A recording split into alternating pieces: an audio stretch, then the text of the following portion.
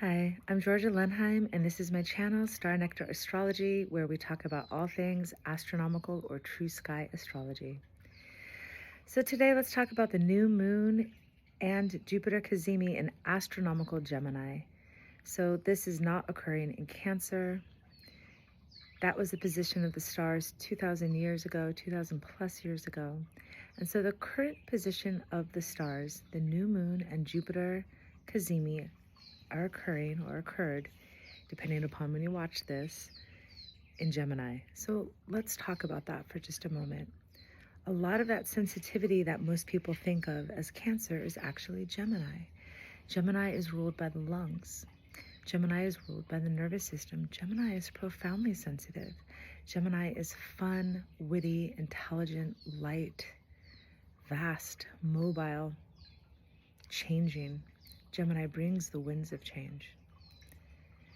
Gemini is born of the stability of Taurus, and so Gemini is able to hold this vastness. No sign has more mirror neurons than the Gemini, because Gemini is mirroring creation from its heavenly standpoint. Gemini is the twins. Gemini is originally the twins that are the lovers, the great companions. Gemini is also the twins that is one twin on the earth and one twin in the heavens. Gemini is very much working with their spiritual guides, their higher aspects. Gemini is the mystic messenger.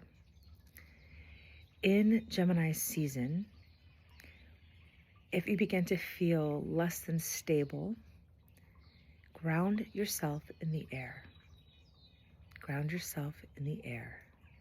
Write a poem, write your book, write your journal, make a list, do some breath work, do somatic work, attune the nervous system with those that you really love. The natural remedy in Gemini season is walking. When we look at the opposite of Gemini being Sagittarius, we see that walking is a natural way to ground and circulate the amount of information that's moving through right now. Also, Gemini season begins with alignments with the feet stars of Gemini, and this is where the new moon and Jupiter Cazimi are occurring. So this also reminds us to consciously step into what it is that we're doing right now. So let's talk about, excuse me. Let's talk about what's been going on a little bit in the sky. So we have a Saturn-Neptune conjunction, which has brought some discomfort. It can bring up intense feelings of melancholy, intense feelings of separation. But we also begin to see where we need to forgive, what we need to accept, what needs to dissolve, where we need more discipline to build our dreams. So send this over to a square in Gemini. So this squared first Jupiter and now squaring the Sun. Still Jupiter, but it was very exact with Sun just 2 days ago. This is not an easy transit. This brings separation. This brings the ending of relationships, even karmically so. It brings a need to visit what's happening with a lot of acceptance and a lot of grace.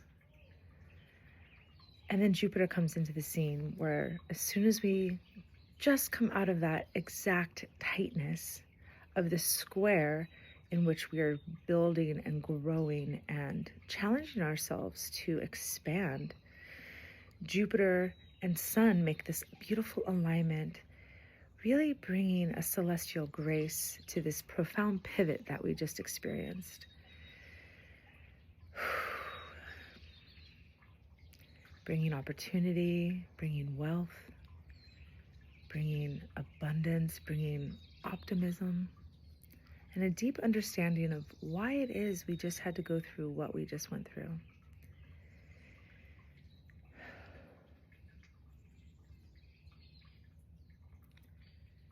So really, this is an important time to communicate, to have those heart-to-heart conversations that are difficult to have. And where you cannot safely or in a way that doesn't waste your time have these conversations,